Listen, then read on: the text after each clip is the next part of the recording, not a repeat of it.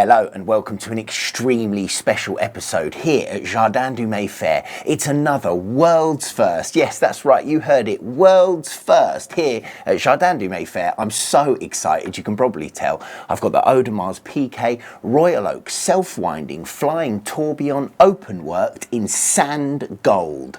Sand gold is here, let's get into it and have a look. Guys, before we get started, please do hit that subscribe button. I can keep these videos coming fresh and hot every week. Up to 70% of you aren't subscribed, so it really helped me out if you just click that button so I can keep them coming. Thank you. Okay, let's get it done out of the gate. The model number is 26735 SG.00.1320SG.01. Thank you, AP, for the crazy model numbers. Now, before we begin, if you've ever heard me declare that if I could have just one watch, this would be it, then disregard all of that immediately because this might be the one. It is the utterly fantastic and undeniably beautiful AP Royal Oak Flying Tourbillon Openworked in the brand's all-new precious metal, sand gold. I've even dressed up for it. So, what fresh alchemy is this sand gold then? Well, sand gold is an all-new 18-carat AP alloy. It's made by mixing gold, palladium and copper to create a metal that is nothing short of spectacular. Now, at the same time, it's quite tricky to describe, so my cameraman is actually going to be the hero of the day because we're really going to try and show you in different lights what this thing actually looks like.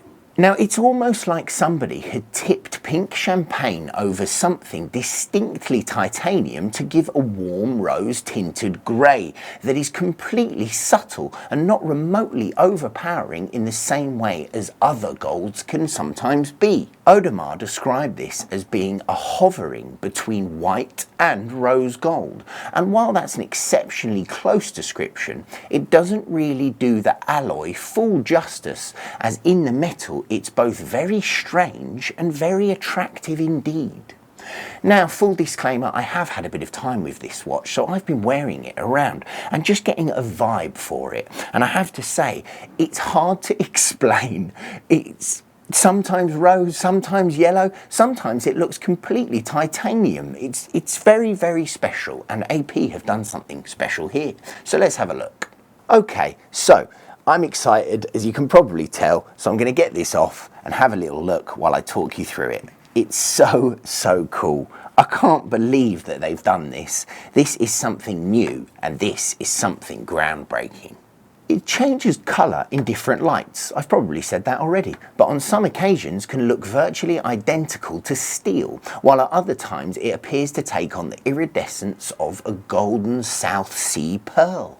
Now, of course, I'm pretty sure that some of my descriptions will help absolutely nobody, so I'm going to have to flake out slightly and just say, let's just look at it together. With the exception of the bright white superluminova lending its glow in low light, the watch is entirely monochromatic. The frame and rehaul of the glorious three-dimensional open-work dial is sand gold to match the case and bracelet, while the hands and indices are white gold to match the bolts. The tourbillon and visible movement gear trains are in steel. Now, the only colour deviation from the sand and white metal theme are the jewels which scatter glints of ruby across this landscape. Aesthetically, it's an absolute treat of a dial, and the finishing is superb.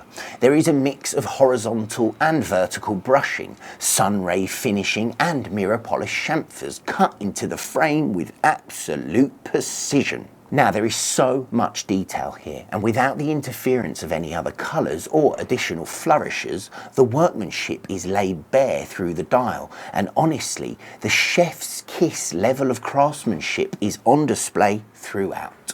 It is the kind of open work that you could stare at for hours and discover something new with every single inspection.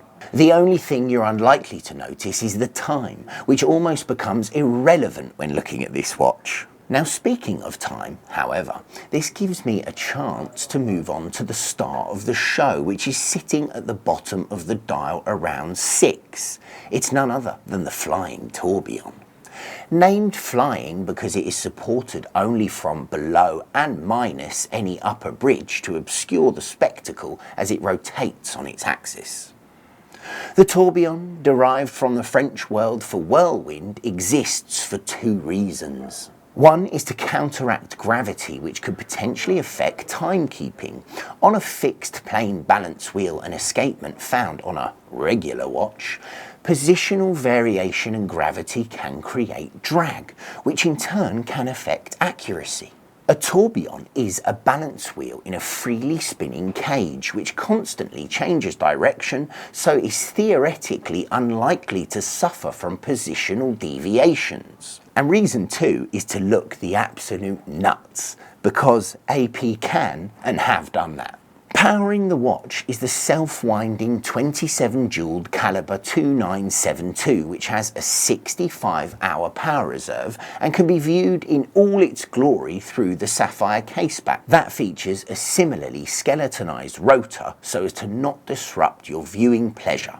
The construction and calibre of the case is pure AP Royal Oak, and its finishing matches that of the dial, with vertical brushing along the bezel, case and bracelet, which has been sculpted and lifted with mirror polished chamfers. This is a standard 41mm piece, which is nice and slim at 10.6mm thick with water resistance of 50 meters. Due to the integrated bracelet, it does wear a little larger than its 41mm suggests, which I like about it, of course. But it's 50mm all in, which is the same size as standard Royal Oaks. Think of it as you would. It probably wears more like a 43mm piece in my opinion. Although the design is and always has been and always will be brutalist in its nature, it is softened both by its quality of finish and, in this case, the new sandy gold tone of the metal. It is sheer and unadulterated laid-back luxury in a completely new alloy, which is why I'm so excited. Now, I suspect that sand gold will become the next big thing for AP, and personally I can't wait to see what else they do with this metal. Now, guys, as this is the world's first sand gold on the market, I will say that the price is POA, but the watch is available and you can contact me anytime. My WhatsApp number is in the description below. Thank you. Guys, I hope you have enjoyed this review on the sand gold AP, or should I say the world's first sand gold AP. I'm so proud to have it here at Jardin du Mayfair. I hope you enjoy these videos. If you want to compare it to the steel version that we have, there's a full episode on that already. And lastly, I'll just wrap it up by saying this thing is incredible. There's no doubt about it. Please let me know what you think of the sand gold in the comments. Is it the kind of watch for you, or do you think it's a bit wacky and wild? I can't wait to hear what you guys think. That is the best part of making these videos. So please do let me know. Thank you guys. Like, comment, share and subscribe, and I'll keep these videos coming fresh and hot every week.